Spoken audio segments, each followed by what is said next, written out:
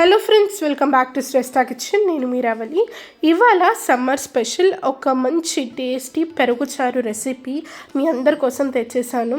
అయితే ఇది మనం రెగ్యులర్గా చేసుకునే పెరుగు చారు కాకుండా కొంచెం డిఫరెంట్గా కీర దోసకాయ వేసుకొని ఈ పెరుగు చారు చేస్తున్నాం అనమాట. ఇది ఎంత కమ్మగా ఉంటుందో, అసలు రైస్లో కలుపుకొని తింటూ ఉంటే చాలా బాగుంటుంది. ఈ ఎండాకాలంలో ఎక్కువగా మసాలాలు తినకుండా ఇలా లైట్గా పెరుగు చారు లాంటివి చేసుకుని తింటూ ఉంటే మనకు బాడీకి చాలా మంచిగా ఉంటుంది. చాలా కూల్గా చాలా బాగా ఉంటుంది. సమ్మర్ సీజన్లో ఈ రెసిపీ తప్పకుండా ట్రై చేసి చూడండి. సో ఈ పెరుగు చారు కోసం నేను ఇక్కడ ఒక కీర దోసకాయని తీసుకున్నాను. ఇలా కీర ముక్కని ఇలా మంచిగా ముక్కల్లాగా చిన్న ముక్కల్లాగా కట్ చేసి పెట్టేసుకుందాము. ఇలా కీరాని మొత్తం కట్ చేసుకున్నాక దీన్ని మనము ఒక మిక్సీ జార్లోకి వేసుకుందాం. నాకైతే ఇక్కడ కీరా ముక్కలు రెడీగా ఉన్నాయి. వీటిని మంచిగా ఒక మిక్సీ జార్లోకి వేసేసుకుందాము.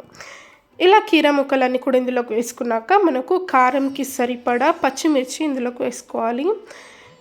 ఇలా పచ్చిమిర్చి నేను ఇక్కడ ఒక 5 పచ్చిమిర్చిని ఇలా విరుచుకొని ఇందులోకి వేసుకున్నాను. అలాగే గుప్పెడంతా మంచి ఫ్రెష్ కొత్తిమీర ఇందులోకి వేసుకోవాలి. కొత్తిమీర వల్ల మంచి ఫ్రెష్ ఫ్లేవర్ ఉంటుంది ఈ పెరుగు చారులో. అలాగే కొన్ని కరివేపాకు కూడా వేసుకొని ఒక 1/2 స్పూన్ అంతా జీలకర్ర కూడా వేసుకున్నాను. ఇలా ఇవన్నీ కూడా వేసుకున్నాక కొన్ని వాటర్ వేసేసుకొని మంచిగా దీన్ని ఇలా గ్రైండ్ చేసుకొని తీసేసుకోవాలి. ఇప్పుడు చారు రెడీ చేసుకోవడానికి ఒక గిన్నె తీసేసుకొని ఇందులోకి 500 గ్రాముల పెరుగు ఇందులోకి వేసుకున్నాను. ఇలా పెరుగు వేసుకున్నాక మంచిగా గరిటెతో ఇలా బాగా మిక్స్ చేసుకుంటే ఉండలేం లేకుండా స్మూత్గా మనకు పెరుగు రెడీ అయిపోతుంది. ఇలా ఒకసారి బాగా మిక్స్ చేసుకున్నాక మనం ముందుగా గ్రైండ్ చేసి పెట్టుకున్న ఈ కీరా కొత్తిమీర పేస్ట్ అంతా కూడా ఇందులోకి వేసేసుకుందాము.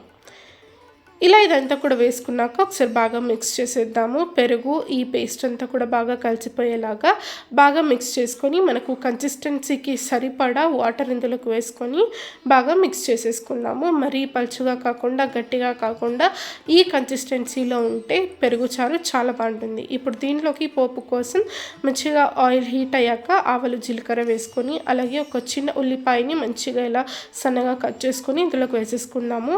ఇలా స్పూన్తోని మంచిగా మిక్స్ చేస్తూ కొంచెం ఉల్లిపాయని బాగా వేయించుకున్నాక ఇందులోకి కరివేపాకు అలాగే ఒక 1/2 టీ స్పూన్ అంత పసుపు కూడా వేసుకొని వీటిని మంచిగా ఇలా బాగా వేయించుకున్నాక దీన్ని మనము పెరుగు చారులోకి యాడ్ చేసేసుకుందాము. పోపు మనకు రెడీగా ఉంది కదా, చారులోకి ఇలా మంచిగా యాడ్ చేసేసుకొని మనకు రుచికి సరిపడా ఉప్పు కూడా వేసేసుకొని ఒకసారి బాగా కలిపేసుకుందాము. చూడండి, ఉప్పు మనకు టేస్ట్కి సరిపడా ఉప్పు వేసేసుకొని ఒకసారి బాగా కలిపేసుకొని మనము ఇది వేడివేడిగా సర్వ్ చేసేసుకోవడమే. చాలా బాగుంటుంది. వేడి అన్నంలోకి సూపర్గా ఉంటుంది. ఈ సమ్మర్ సీజన్లో తప్పకుండా ఈ కీర దోసకాయ పెరుగు చారు తప్పకుండా ట్రై చేసి మీకు ఎలా కుదిరిందో నాతో షేర్ చేసుకోవడం అసలు మర్చిపోకండి. మరిన్ని టేస్టీ రెసిపీస్తో మళ్ళీ వచ్చేస్తాను. ఈ రెసిపీ నచ్చితే వీడియోని లైక్ చేయండి, షేర్ చేయండి, మన ఛానల్ని సబ్స్క్రైబ్ చేసుకొని పక్కనే ఉన్న బెల్ ఐకాన్ కూడా ప్రెస్ చేయండి. Thank you.